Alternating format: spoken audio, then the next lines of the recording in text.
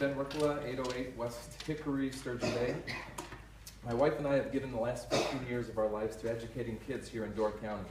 We have 3 daughters that love going to school here, and we've made this our home.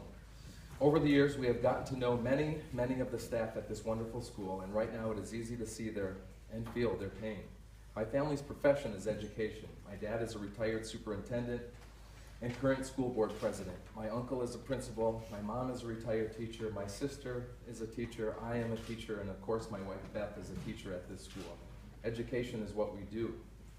I know from experience that all schools have their ups and downs. I have seen firsthand how communities and schools can sometimes be ripped apart, divided in two. But what has happened here in the last year or two is especially sad because it was so preventable. Molehills made into mountains. Subsequently, a really great school has turned into the school everyone is talking about for all the wrong reasons. Why? How did this positive place recently turn negative? Tonight, all of us are here because we care about the health and well-being of this school that our children attend. Ultimately, we don't want to see it torn apart for petty reasons. We are trusting people who want to give the board the benefit of the doubt that the current situation is under control. But frankly, it's getting really tough because lately the board has allowed a small minority to rule the roost. A majority of teachers at your school who don't normally cry foul have tried to tell you time and time again what's going on, but no one will listen. Recently, talking things through and hearing concerns seems to have become illegal. Talking through problems is not illegal. Rather, it is what is supposed to happen to allow any organization to be healthy. In January, when an attorney was hired to look into all of this, everyone breathed a sigh of relief. Finally, someone will listen. But even this has been difficult. The investigator said he can only interview certain people and not others who have something to say. And it's taking far too long to get answers. In the paper last week, we learned that there are now 2 investigations, one for Mrs. Donaldson and one for Mrs. Underwood. But the mystery is only one attorney has been named. So who is the other investigator, we ask? Any way you slice it, the most undemocratic thing of all is that no one has interviewed Mrs. Donaldson. Think of that. There's a fight on the playground, and only one person gets to tell their side of the story.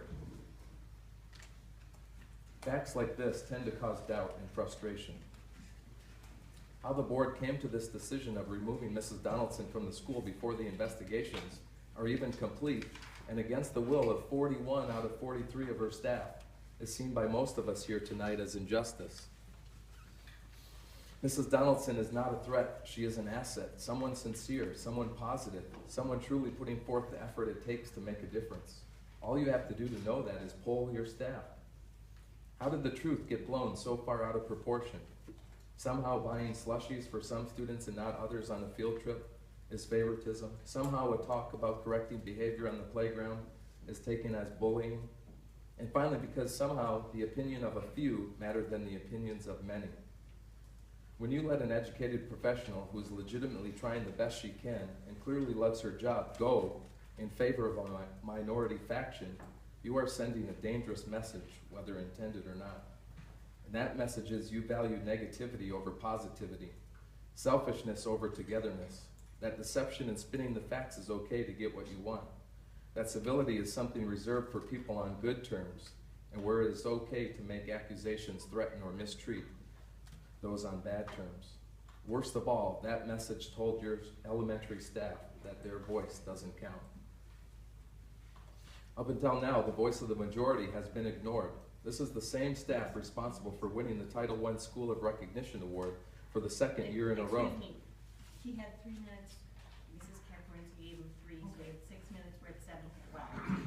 So there are about 2 minutes left. They have written dozens of letters to no avail. They have petitioned on deaf ears. They have been told that they must follow the chain of command, and thus they are immediately silenced for fear of being reprimanded.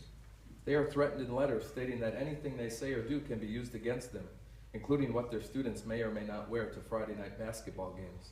Staff members in the intermediate and secondary schools have been told to stay out. And so basically everyone working here has been sent a message loud and clear: be quiet or else. Meanwhile, a small minority seems to get exactly what they want anytime they make even the tiniest suggestion or complaint. What's wrong with this picture? Certainly, this is not the way a healthy school operates. Maybe all of us here tonight have got it all wrong. Maybe you have something up your sleeve that no one sees coming. Maybe there's a bombshell out there that Mrs. Donaldson's leave had to be so sudden. Maybe you are doing what's best for the school in a roundabout way that we can't understand yet. 30 seconds, Bill. But if you don't have something up your sleeve and you really have chosen to get rid of positivity in favor of negativity, it's a huge mistake. By removing Mrs. Donaldson, you have taken away the one person that the majority of the elementary staff trusted the most.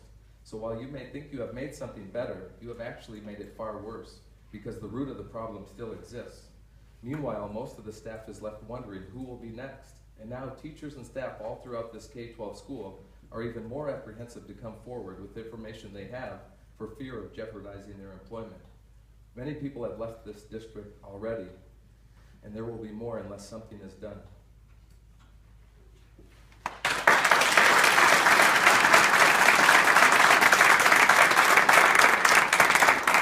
The next person is deferring their time as well. My last paragraph. Kim Thomas. Yep, defer to Ben Rikkola. All right.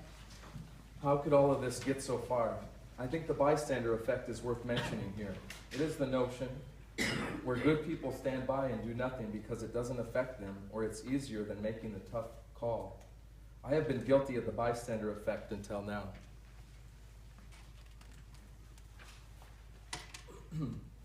I didn't listen to my own wife. It's not that bad, I proclaimed. It will all be okay, I said. Just keep on keeping on like we always do, I pleaded. But enough is enough. And that's why I'm here tonight, to implore all of you and anyone else who has been a bystander until now to do the same. Please stand up for what is right. Please have the courage to root out the real cancer, the common thread in all of this. Because if you don't, things will continue to get worse.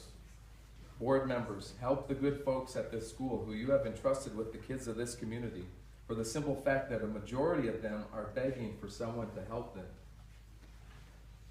If you show them you are willing to listen, more and more of them will be brave enough to submit information they have.